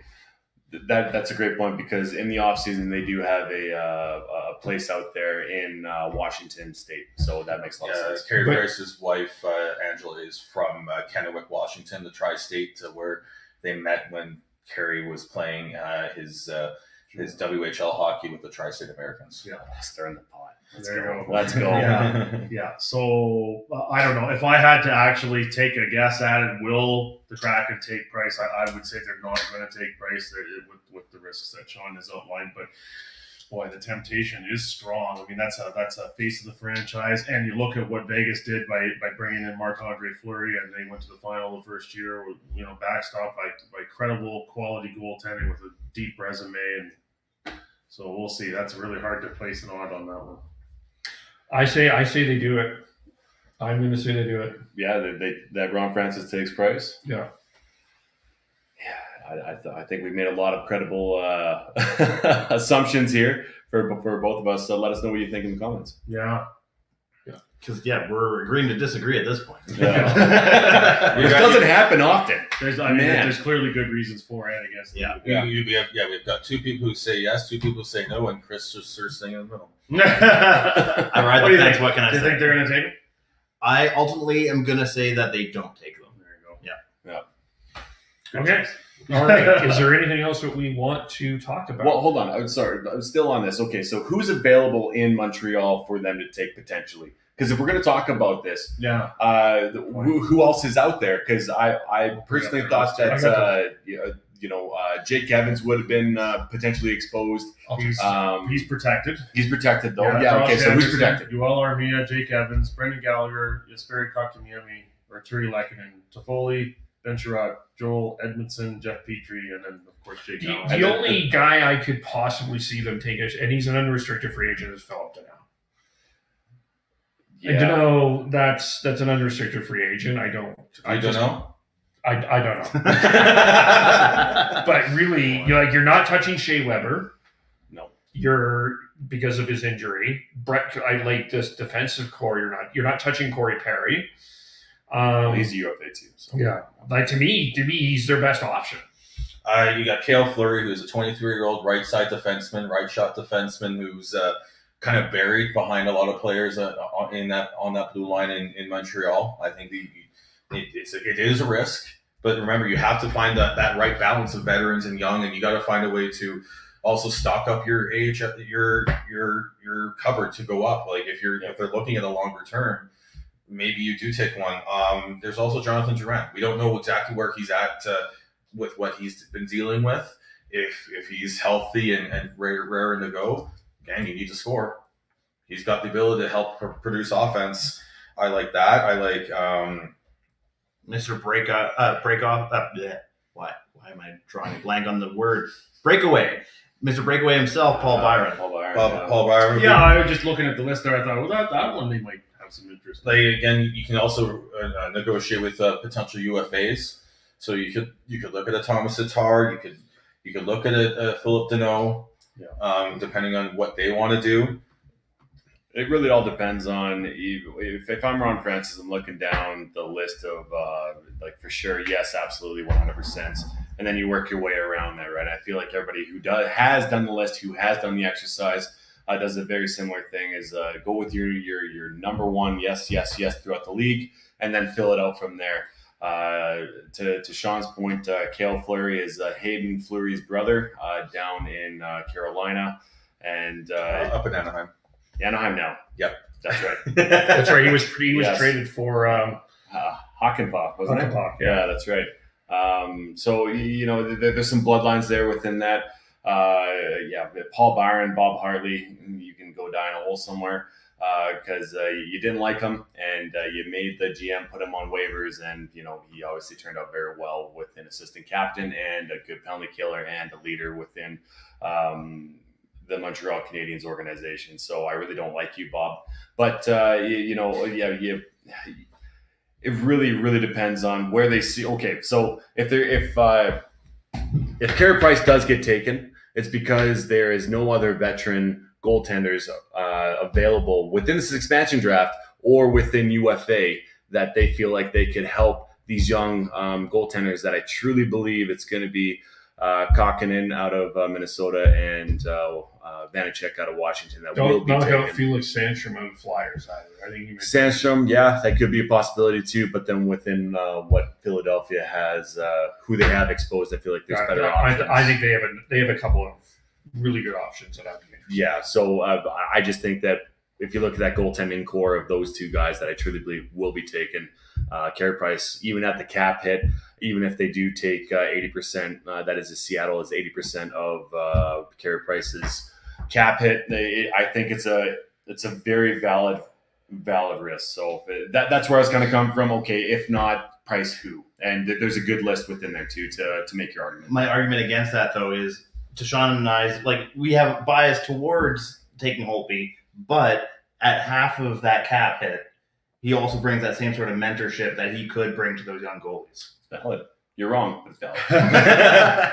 and just to throw in there, we talked about Felix Sandstrom before. I don't think he's in on the same level as the Vanaceks and the Kakkonens. I think he'd be a third or fourth goalie that Seattle would take, along with in consideration with, let's say, a Colton Point out of Dallas. Yep. So if there isn't anything else, I think we should probably just recap the kind of the timeline here this week with the expansion draft and what's happening for everybody. We're too well behaved. I'm sorry. I didn't see this chat that we were too well behaved. Let's start abusing each other. I was just so used to me yelling at some point. So right now, I guess there's a freeze on signings and trades until after the expansion draft has happened. That's Wednesday, 6 Mountain, 5 Pacific. That'll be very exciting. And then Friday night, the first round of the entry draft, and next Saturday, rounds 2 through 7 of the draft. And Seattle picks second in the first round. That's and you had kind of alluded to this earlier. That's fairly significant because in the draft lottery that involved Vegas in their first year, they got pushed down to 6th, I think, or something. That's where Cody Glass was chosen. So that's right. Seattle's going to get not only good players out of this expansion draft, but maybe an NHL-ready player in the entry draft as well. Yeah, and it could be a defenseman as well. So. There's a high possibility. There's some it'll either be a forward defenseman or a goalie. That's some good hockey. But what I need is I'm starting to wonder who Buffalo actually takes, because there's a lot of chatter that they're going to take William Eklund as opposed to sort of the two sort of front runners of this group at the top, which were Owen Power and Matthew Beniers. Yeah. I think Buffalo should trade the pick. Team Chaos. You want chaos. I love chaos when it doesn't come to my team. Teams. Trades up first overall draft picks are I'll believe it when I see it type of thing, although it would be awesome sometime soon here to see that type of thing happen. But that's just the value of drafting first is just so high to it's true. See that happen. Well, and like if we're just a little precursor to because we will be going through the first round, all of us or whoever is willing and wanting to, we're going to go through the first round and see who we all would pick 1 to 32 now. Jeez. Kind of weird to say. It's only 31 this year. When the 30. Sorry, Arizona. Yeah. Thank you for that, Sean. Yeah. Arizona got punished. Yeah, they definitely did. So stay tuned for that What was for that sure. over again? It was getting players to do physical testing during the season with in the CHL. I believe it was push-ups. It was outside the rules of player recruiting. Yeah. So sure. maybe we'll go through the schedule here. So for us, we will be back on the Wednesday after the expansion draft to recap what the Kraken did. Then we'll do So the draft's the next day. The draft is Friday. It's Friday. So then Thursday we will be back to go over the first round and who we think is going to go to which team and all that fun stuff. And then I guess next Sunday review the whole entry draft. Yeah. We're planning on the fly here. See how this works. But we haven't really had a chance to. You know what I love is pulling the curtain, back and letting everybody see exactly how we actually work. Very professional. Yes. Yeah. No. It's like organizing cats. There was a little bit of that here recently. Oh yeah. Between our golf and where we're going to eat and all that. Yeah. And thankfully, we got Hannah to straighten us out on the food part of it here. And Heidi Yes. runs a tight ship as well, as she has here today. So. Absolutely. talk about organizing cats. They have got 3 on the go. Well, it's them over on that side. Yeah. I have 1 cat, and he makes an appearance all the time. So yeah. No, we got a busy few weeks coming up here, and we're right in the thick of it. So and then we have unrestricted free agents again. And then before you know it, it'll be training camps, and holy smokes, we're back at it again. And back to kind of air quotes normal. Yeah. Knock on wood. Yeah, interested to see as well what the regular season schedule looks like. I saw a report out of Pittsburgh, I believe, that there may be some more of these consecutive games in one city, cut down on travel, and I think that's absolutely going to be part of it if Olympic participation turns out. That makes way too much sense for the NHL to actually do.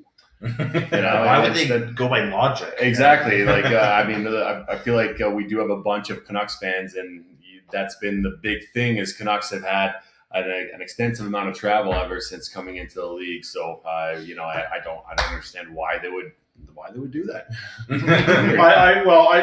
I think the biggest reason is cost. I mean, teams have lost so much money here with the pandemic, and so that's one way to reduce travel costs. And the players will like it. I think you'll get better quality of hockey that way. Yeah. But it does get a little stale, as we found out this season, where you're playing the same opponent 3, maybe even 4 times in a row. So I hope they kind of find the in between there and say, okay, Canucks will go to Toronto and play 2 games and then move on or something like that. Yeah, I think that's what it's going to be. It's going to be sort of divisional and conference teams where you actually do play each other multiple times in home rinks and away rinks, and they'll back it up to be 2 games in a row type deal. Yeah. Get a little of the temperature up after game 1 and see something happen there. But I don't think we're going to see the 3 and 4 in a row. Yeah. No, I can see 2.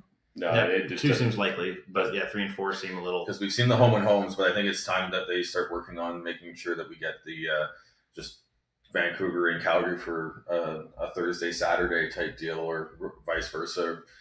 Edmonton, Calgary in a Thursday, Saturday, or a Friday, Saturday, where you can get that you can get that rivalries building up a little bit better again. Well, and especially you do have that lull within the NHL schedule of just after Christmas to March, and then usually around mid-February to March, you have that little ramp up to have a playoff chase or race, if you will.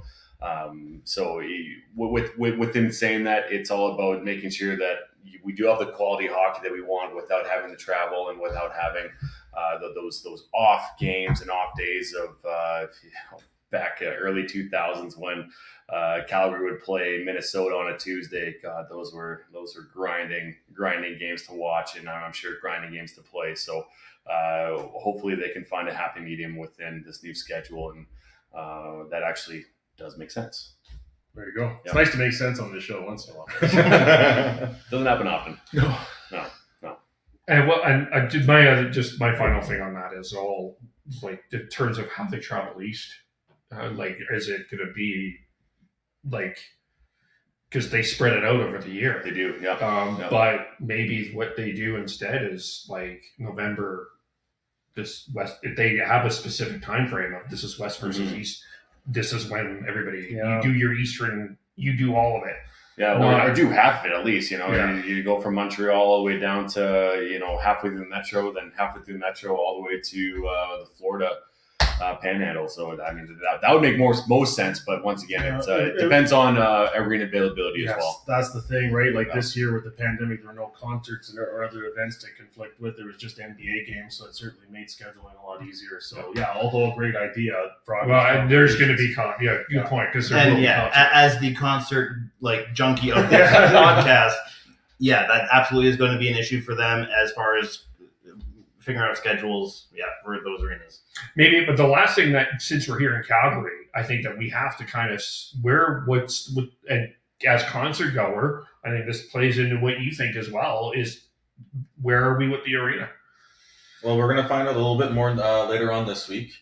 So not only we're a bit jam-packed with NHL news and all that this week, but in Calgary, the city council is going to be talking about an update about where the arena is at, which is already having some issues with budgeting and everything. So we'll get a little bit more news then, because they already, I believe that the estimate is already significantly over what they first originally thought. For the budget. So that's never good news. And but until we really hear about that, I'm not sure there's too much to talk about. But I think that might be a next Sunday discussion. I was going to say, stay tuned next Sunday for the update on that one. Yeah. Or even further down, because they could just suspend it a bit further. Who knows? Give us some off-season content to talk about. And talk about content. We were talking, or all of us, I think, we're talking about the what ifs of the world. So be tuned for that for potential trades for free agency, off season stuff. It'll be very interesting. Finally, final comment from Christy Collier. Thanks for the updates. You guys put on a good show. Happy birthday again, Tyler. Have a great day, I think is what that. Oh, that's what high. I've never seen that abbreviation before, though. Yeah. All right, go ahead. I just want to say this is a real pleasure to be back with the four of you and Heidi and Hannah behind the scenes here as well. You guys great, gracious hosts, Heidi and Sean. Great to golf as well. Get a few pops down. Nice of you to come out from Vancouver as well again to make sure that the full group is here. So it's been a real privilege, and hopefully we will get to do something like this again during the hockey season and maybe make another Canucks Flames game. Yeah, that's the goal. Yeah. That'd be amazing. Devin's all excited. Yes, absolutely. Maybe you'll actually come and join us this time. Don't go to Aruba this time. I know, how dare Since I. I'm getting my digs in, though, I should also mention that at that Canucks Flames game, we had Heidi, Sean, Kevin, and myself sitting up in so far up that doesn't even exist in most rinks. Way up there. Meanwhile, we got Chris and Hannah down in I think we were row 19. Row 19 with the super elites of Calgary Flames, or I guess Calgary hockey. Although watching you guys are sporting the Canucks. That was very much courtesy of Hannah's boss at her work. So thank you, Joel and the Thermires. Yeah. Why would all be so lucky? That's fair. But like you said, happy that you were able to come out and Kev, you as well. It's been a pleasure, honestly. Happy we got to hit the links. Yeah, I'm so happy that we were able to get Kevin out here and you out here there, Tyler, and getting out golfing and just shooting the shit and having some good old craziness. And I also want to say thank you. Team bonding. Yeah. I just want to say thank you to Stephen at the Pig and Duke, and as well as Kelsey at the Pig and Duke. Yes. Wednesday, you were fantastic. You made Devin speechless multiple times, and we love seeing that. It doesn't happen at all. You know, we'll see you next Tuesday, Wednesday. The emotional scars are still here. Yeah, we've developed a little family here. It's we mock that only 4 people watch us, but we have 7. So, Hey, they're the hangers on. yeah. But we developed a little family here. Well, so. and thank you to our family that is watching. As far as our community outreach goes, talk to your friends, let everybody know what we have going on, because it is something special that we have going here. We're very unique within how we conduct ourselves and the outreach that we do have within the NHL.